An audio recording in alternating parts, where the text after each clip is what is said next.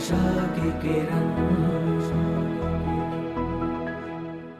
ઈસવીસન 1998 ટાટા કંપનીએ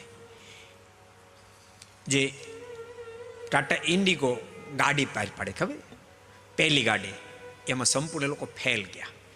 બહુ કરોડોના ખર્ચે, ફેક્ટરી તેમને થાય નહીં, કરોડોના ખર્ચે આ ઇન્ડિગા ગાડી બહાર પાડેલી પણ ફેલ ગયા. પછી આખી કંપની વેચવા માટે એ તૈયાર થયા અને કંપની વેચવા માટે અમેરિકાનો કોન્ટેક્ટ કર્યો.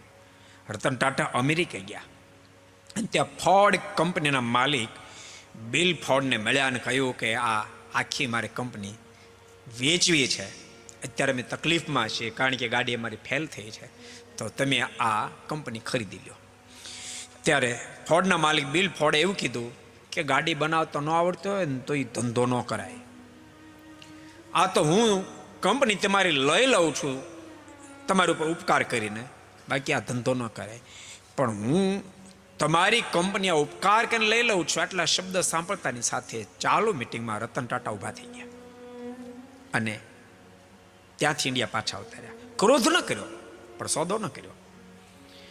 એ સમય ગયો હતો વિક્રમ સંવત 1998, ઈસવીસન 1998 અને ઈસવીસન 2008 ફોર્ડ કંપની મોટા ફડસામાં ગઈ, જબરા ફડસામાં ગઈ.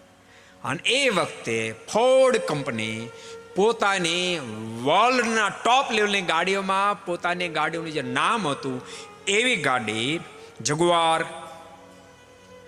જગુઆર લેન્ડ રોવર એ કંપનીના વેચવા માટે જ્યારે તૈયાર થયા ને, રતન ટાટાને ખબર પડી. રતન ટાટા પગ્યા, હું લેવા તૈયાર છું.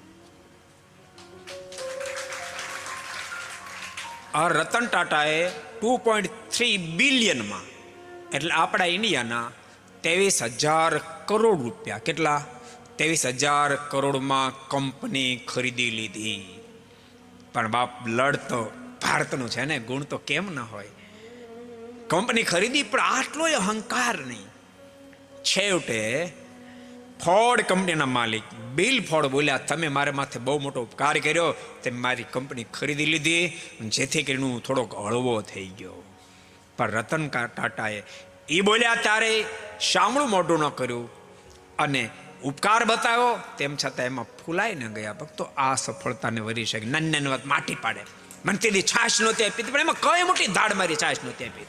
તારે મેં માગી તો નહોતી આપી. તેથી મને ખેતરમાં હાલવા નહોતો દીધો.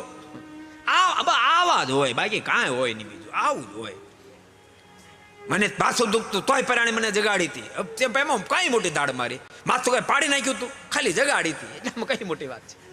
એટલે આવી નાની નાની વાતમાં મહેરબાની કે આટીઓ પાડતા નહીં, ને તો જિંદગીની મોજ મારી જશે. को पसंद आया हो तो लाइक करें और शेयर करना मत भूलिए.